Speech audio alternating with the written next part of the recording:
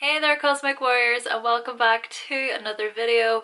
Okay, so I am here today with Chiron in the first house.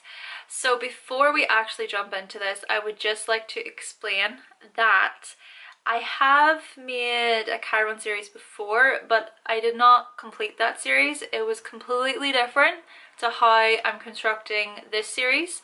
So whereas with the previous series, it was a bit more, it was like a memoir, I suppose. But with this, I just want to do just a general chit chat. So I'm speaking a lot more openly with this series.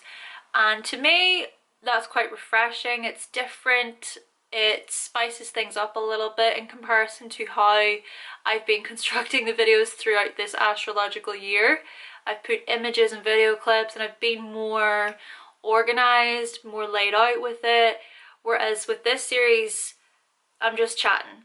And I recorded it today, which you'll see obviously, but it felt good, you know, it felt really good to do that, to switch it up a little bit. So yeah, we're looking at Chiron through the houses. Chiron on the first house is today's one.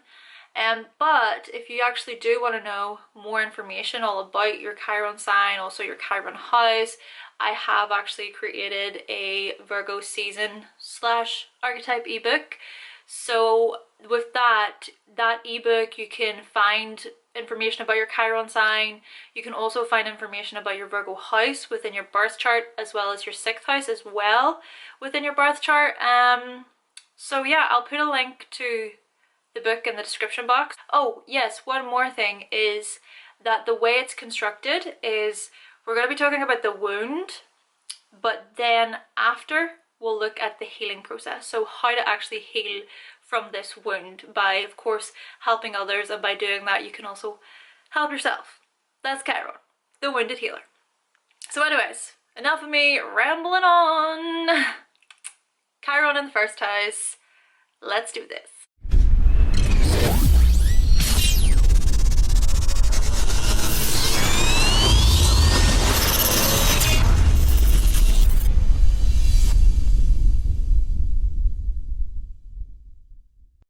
Right, so I've got a couple of little key notes here, but I think the main sort of thing that I'm noticing with Chiron in the first house is really to do with the physical body, so your physical appearance, maybe specifically looking at the head and the face. So you may, if you have Chiron in the first house, you might have some sort of just thing about your head or your face that you just do not like. You may pick at yourself, you may pick at your skin, you may think that your nose is out of proportion to the rest of your face, you may think that your eyes are maybe too close together, or you may think that your hair is just a mess. So your perception basically of how you view yourself just might be a bit ski-whiff or a bit uncomfortable. So you may just feel like you're not good enough in how you look and how you appear. This then with this placement, I think that there can be body dysmorphia. So the body dysmorphia, of course, this kind of ties in very well, where you may look at your body and you may think that it's kind of out of proportion with something else. So maybe your head is really small, or you see it as really small, or maybe you think your ears are really big. Maybe they are, right? But these are things that you hate about yourself, or you can't stand looking at. So there's a possibility here with Chiron in the first house that when it comes to your body, you just battle with yourself over your body, and that can be really, really difficult to accept, you know, just accepting your body for what it is. You know, you could be this type of person that maybe you go on these fad diets or extreme diets, especially if it's in a sign that is pretty extreme, you know. For example, Scorpio, if you've got Chiron in Scorpio in the first house, you may just have this really extreme obsessive outlook. Also, if you have Chiron and Virgo in the first house, there could be, you know, eating disorders involved here. Or if you have Chiron and Aries in the first house, there could be a situation where you're always trying to work out, you're always trying to get into fitness as a way to lose weight or as a way to build muscle. You just might not be satisfied with how you look, how you appear, and so you may take certain actions in your life, or you may do certain things in your life that correspond with that. And So because it's in the first house, right, with Chiron in the first house, people, whenever even it comes to new experiences, you know, new situations that you enter into, you may be that type of person that is just so hesitant and really withdrawn in those situations. So you may go in and you may just maybe thinking like all of the things that people are going to see on you, that they're going to notice on you, or there can just be self-doubts that come, and it just makes you quite like withdrawn or a bit more into yourself, or it may make you quite fearful or just afraid of humiliation. You know, this could be a situation where perhaps you have been humiliated before in your life, or you've been made to feel like your appearance somewhere, like you as you, is just not good enough, as if you were just shut out or put to the side because of how you looked, or maybe that was your perception of it, your perspective of, oh well, is it that these people are rejecting me or not accepting me because I look like this? Is it because I'm super short in comparison to them? Or is it because I don't have a certain thing about me that doesn't quite fit in with them? You could have this sort of ugly duckling look towards yourself, or you may feel like the friend within your group that just is just not enough, you know? And maybe this was something that you felt because it was reinforced onto you, because the first house can be that thing that was reinforced upon you. So with that, also with the first house being connected with birth, there's also a possibility that maybe at birth there was a scare. Maybe there was a situation where during your birth you maybe had a health implication, or maybe the doctors were worried about you, or perhaps you just feel like you were a burden on your family, or you were made to feel like you just weren't enough, so there could have been rejection. Perhaps your mum, for example, could have had, what's that, you know, oh, I forget the terminology. Whenever a mother gives birth and then they reject their child and they just don't want postnatal, I can't remember the term, let me know of course below. I'm gonna kick myself later for forgetting that. But yes, there could have been a situation where you just felt rejected, not even just from your mum, but just in your overall environment, like you just were not welcome in that way growing up. And again, like I said, that could have been instilled onto you just constantly. And so you just sort of grew with this perception that I'm never going to fit in anywhere. No one's ever going to get me. And yeah, it can be quite self-deprecating, I think, especially in terms of the sign, you know, that it's in. Because, for example, if you have Chiron and Leo in your first house, or even, you know, conjunct the ascendant as well. And of course, you've got that Leo rising. So you may not be this as confident as other Leos may appear. You may actually be a bit more self-deprecating towards your own worth, towards your own specialness, towards having fun or being playful. Like maybe you were rejected for whenever you tried to play or have fun in that regard. So yeah, there can be some sort of wound in correspondence with how you appear, with your body, with the birth. Then maybe there was rejection, or there could have been scare in birth. Also just with your self-image overall, and also when it comes to your first impressions and how you enter into new experiences overall, you just may feel like you get off on the wrong foot when it comes to interacting with others and the first impressions.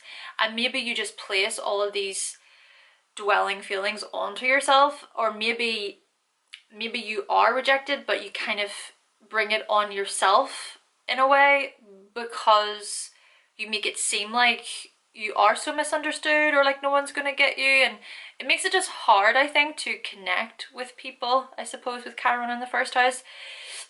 But yeah, even when it comes to your mannerisms, when it comes to your body language may be quite closed, you know, you may be quite like into yourself, or your mannerisms may seem like quite defensive or a bit worried. Or, you know, for example, if you have Chiron in, let's go with Gemini, in your first house and you have a Gemini rising, whilst Geminis are more like, they like to speak with their hands and such, the Chiron in Gemini in the first house, you might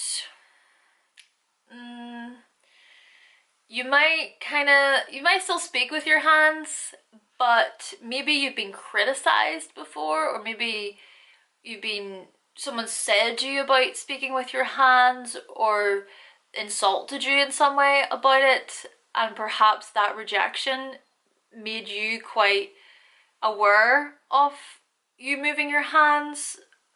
Or this could even be your mannerisms overall, maybe like certain movements that you do in your face, and because those things are being brought to your awareness as strange or a bit obscure, then you take that on and you're like, oh, there's something wrong with me. There's actually something inherently wrong with me about how I move and the way I speak with my hands, or just the way I move my face. And so you're gonna be thinking about that. It's just gonna be on your mind.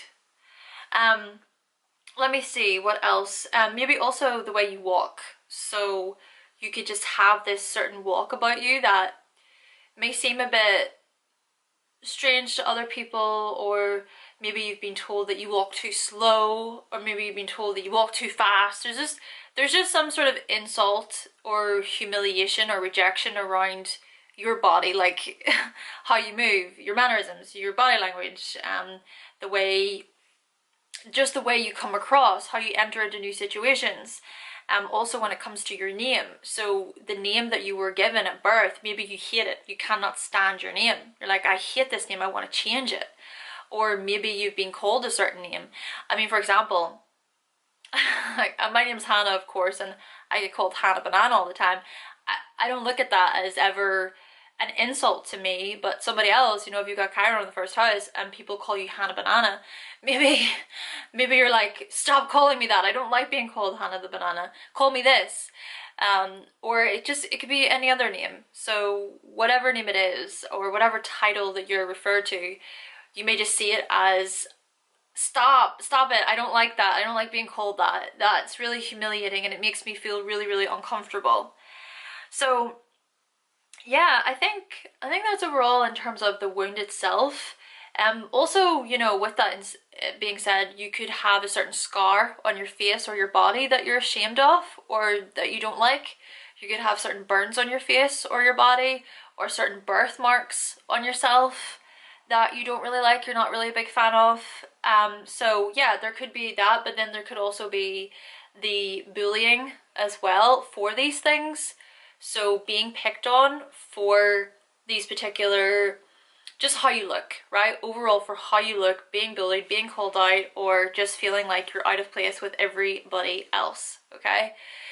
Right, so now that we have kind of talked about the wound itself, well, let's actually get into the power of healing. What I think can come with this then is, if you have this placement, you could use it then to kind of help other people who are maybe going through similar situations. So for example, you could be that kid in school or whatever situation it is. Maybe, for example, you enter into a new experience and it's a social gathering and you're the person with Chiron in the first house, but what you notice is somebody else sitting on their own, or somebody else feeling a little bit secluded or a bit into themselves, and you maybe pick up on that. You could go over to that person and you could say, okay, my name is such and such, what's your name? And you can open that line of communication and you can make them feel comfortable.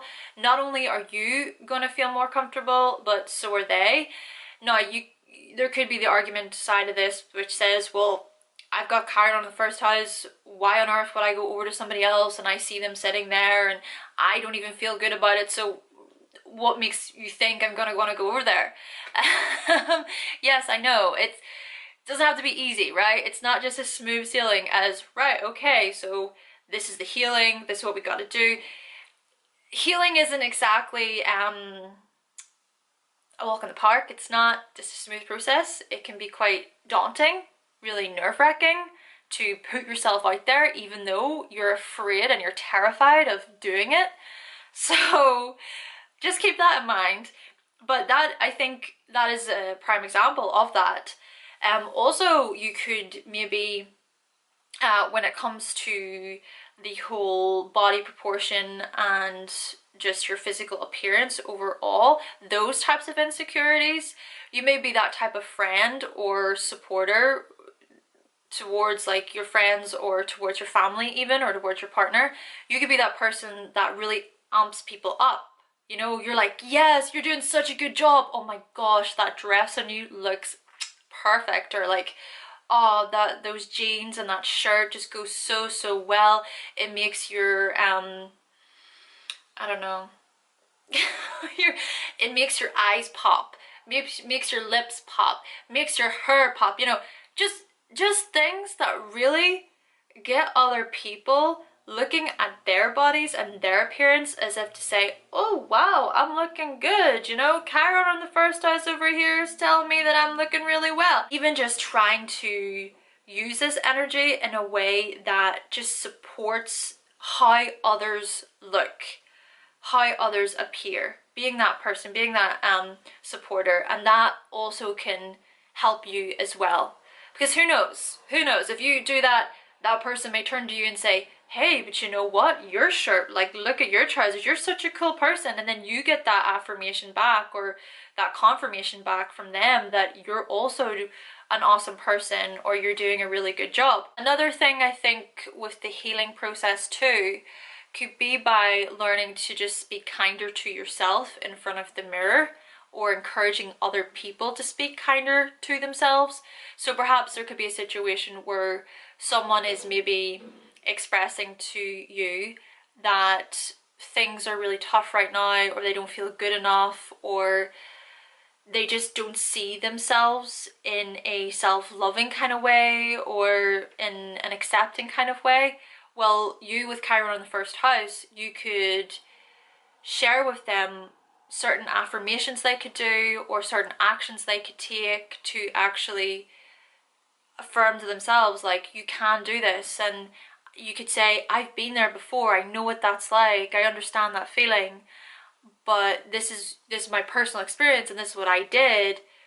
It may work differently for you, of course, because everyone can be different, but you can still bring that experience. And maybe after hearing your story, they can feel like, oh, well, I'm actually not alone in this. Yeah, there's a potentiality of just reaching out to others and sharing your story, sharing your experience. This could even be through social media, you know, this could be through your own journey, maybe with issues with your own identity, or issues with just living in the world, you know, just being yourself.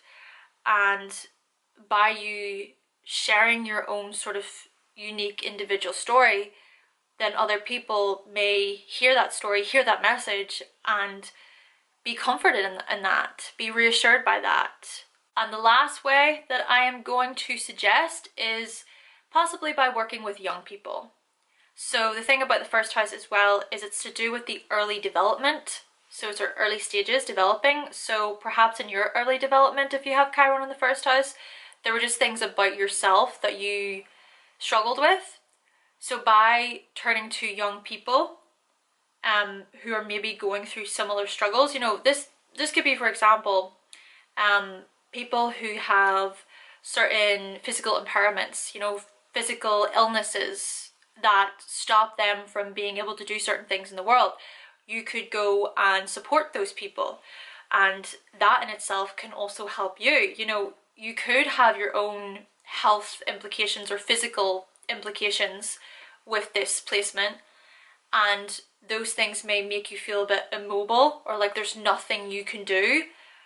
But maybe, just maybe, you could go online, you could join a group, you could sign up for something that is connected with helping people who maybe also feel immobile, or like their chances at life are limited in some way because of their physical impairment or implications. Alright, so that is my Chiron in the first house video, folks, done in just a super chit-chatty way, which was quite refreshing, actually.